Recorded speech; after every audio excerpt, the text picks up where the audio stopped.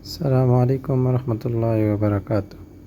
اگر آپ کو ڈیلی واقعات چاہیے تو ہمارے چینل کو سبسکرائب کر دیجیے۔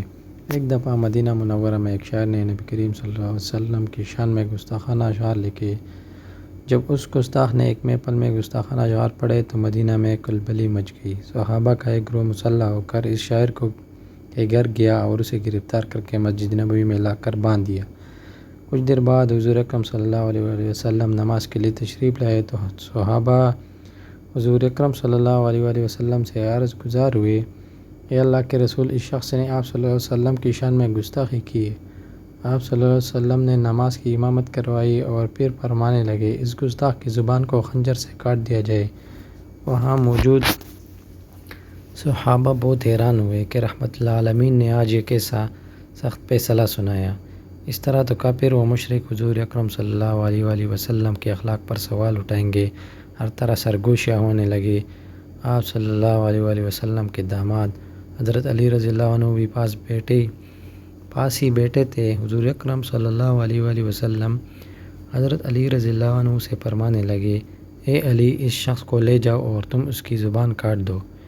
حضرت علی رضی اللہ عنہ نے اپنے غلام کو حکم دیا کہ اونٹ تیار کرو۔ اس اونٹ پر بندھے ہوئے ہاتھوں کے ساتھ شاعر کو بٹھایا اور اسے دور لے گئے۔ حضرت علی رضی اللہ عنہ نے کچھ دور لے جا کر اس شاعر کے ہاتھ کھولے اور اسے 500 درہم دے کر کہا، جاؤ تم آزاد ہو۔ وہ گستاخ شاعر حضرت علی رضی اللہ عنہ کی طرف حیرانی سے دیکھنے لگا اور کہنے لگا کہ آپ کو تو آپ کے نبی نے کچھ اور حکم دیا تھا۔ حضرت علی رضی اللہ عنہ فرمانے لگے، مجھے خیر الانبیاء نے جو حکم دیا تھا میں اسی پر عمل کر رہا ہوں۔ وہ شاعر بہت متاثر ہوا۔ یہ کیسا حکمت سے بھرا فیصلہ تھا مسلمانوں کے نبی کا۔ کچھ لوگوں نے جب دور سے دیکھا تو علی رضی اللہ عنہ شاعر کو اس کی زبان کاٹے بغیر ہی آزاد کر دیا ہے، تو وہ آپس میں باتیں کرنے لگے کہ علی رضی اللہ عنہ نے رسول اکرم صلی اللہ علیہ وسلم کے حکم کے خلاف کام کر دیا۔ وہ سب لوگ نبی کریم صلی اللہ علیہ وسلم کے پاس شکایت لے کر پہنچ گئے، اے محمد صلی اللہ علیہ وسلم، حضرت علی رضی اللہ عنہ نے اس گستاخی کرنے والے شاعر کو 500 درہم دے کر آزاد کر دیا ہے۔ جب حضور اکرم صلی اللہ علیہ وسلم نے ان سب لوگوں کی زبان پر شکایت کے الفاظ سنے تو فرمانے لگے کہ تم میری بات کو نہیں سمجھ سکے۔ حضرت علی رضی اللہ عنہ میری بات کو سمجھ گئے تھے۔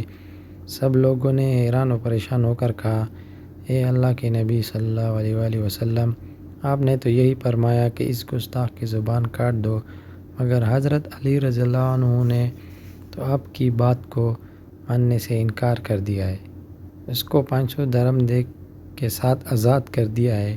سب لوگ سارا دن اسی بات پر حیران ہوتے رہے۔ رات ہوئی تو وہ سو گئے۔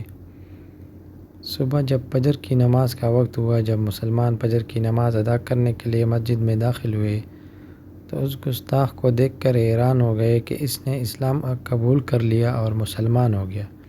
وہ نماز فجر ادا کرنے کے لیے وضو کر رہا ہے۔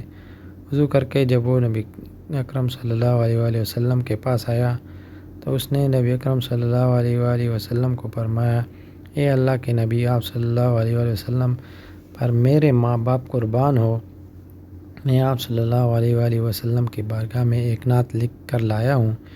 نبی اکرم صلی اللہ علیہ وسلم نے فرمایا، اے مسلمانوں، میں نے کہا تھا کہ آپ سب میری بات کو سمجھ نہیں سکے، علی میری بات کو سمجھ گئے ہیں۔